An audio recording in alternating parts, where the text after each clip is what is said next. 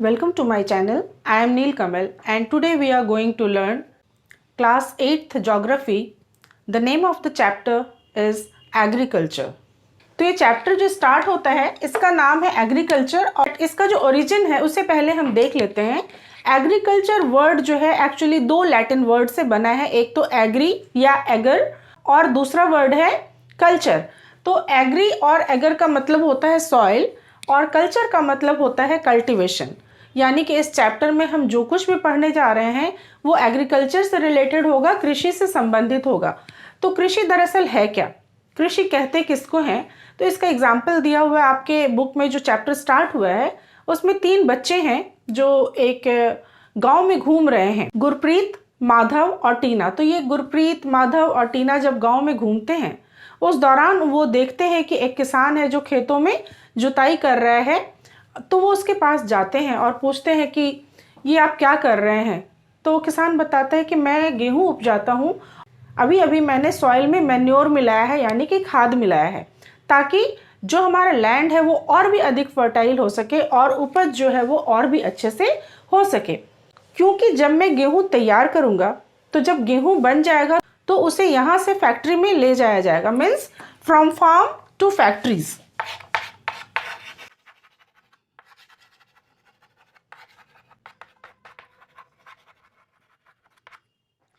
तो from farm to factories यानी खेतों से फैक्ट्रीज में ले जाया जाएगा गेहूं, जहां पे वो अलग अलग काम में उपयोग में लाया जाएगा, जैसे ब्रेड बनाने के लिए, बिस्किट्स बनाने के लिए और भी चीज जो कि गेहूं से तैयार होते हैं। तो इस चैप्टर में हम लोग इसी ट्रांसफॉर्मेशन के बारे में पढ़ेंगे। तो आप ध्यान देंगे कि फार्म से लेके फैक्ट्रीज तक जब चीज़ें पहुंचती हैं और फिर उसका रूप बदलता है, यानी फार्म में गेहूं है और फैक्ट्रीज में जाके ये ब्रेड बनता है, बिस्किट्स बनते हैं और भी बहुत कुछ बनते हैं।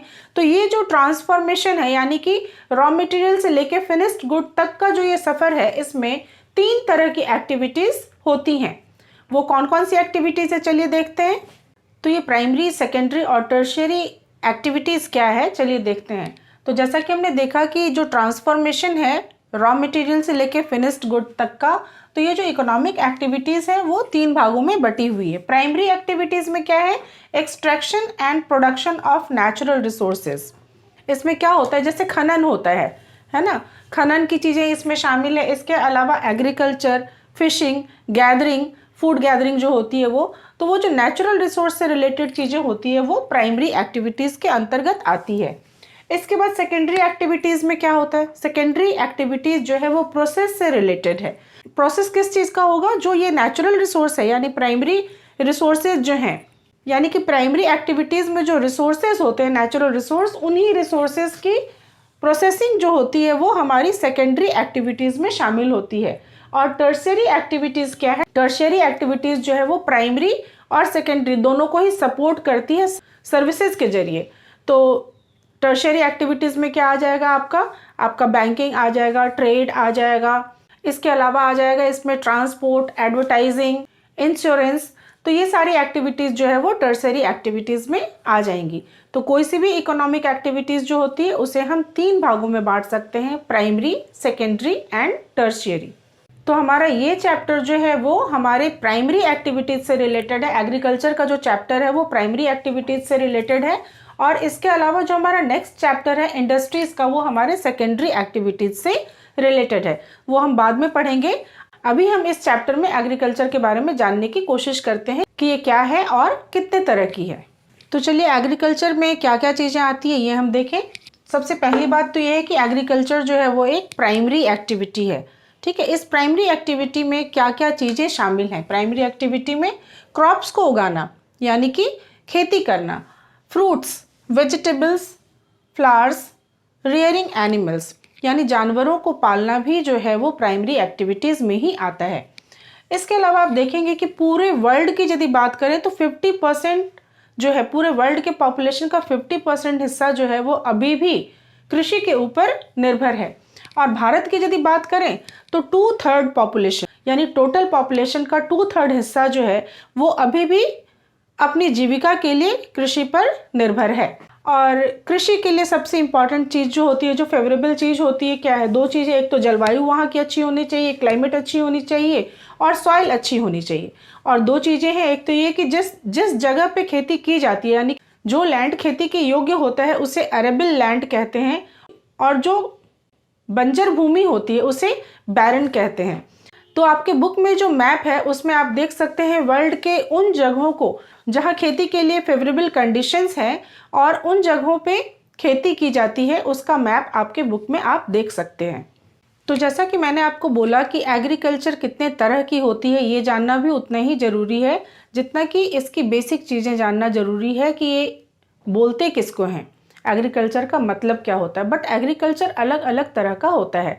वो कौन कौन सा है? जैसे मैंने आपको बताया, जब हमने इसका ओरिजिन देखा था तो हमने देखा कि एग्री एक वर्ड है और कल्चर एक वर्ड है, मीन्स एग्रीकल्चर। और एग्रीकल्चर का क्या मतलब होता है?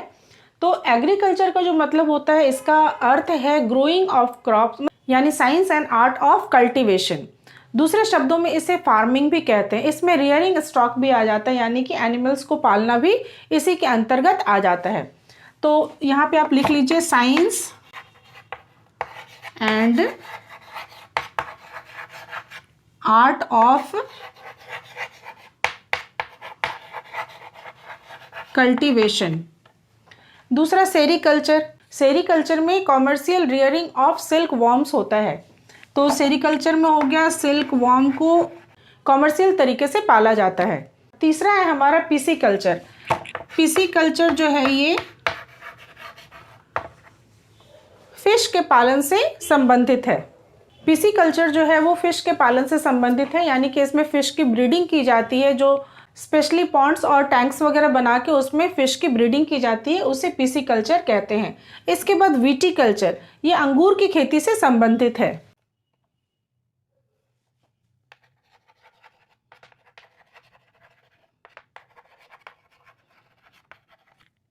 कल्टीवेशन ऑफ ग्रेप्स से संबंधित है।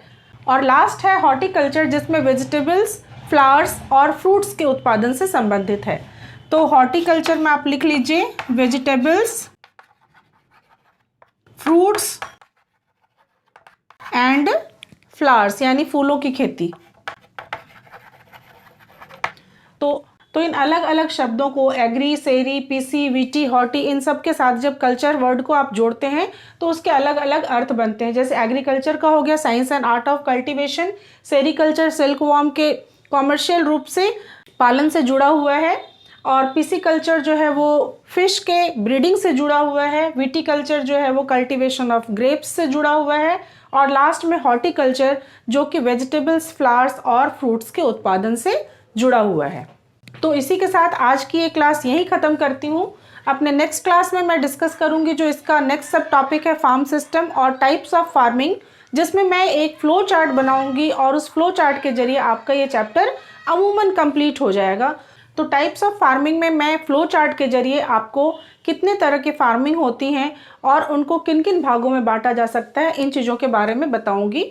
और आज की क्लास यहीं पर ख़त्म करते हैं और मिलते हैं अपने अगले वीडियो में। Thank you so much for watching.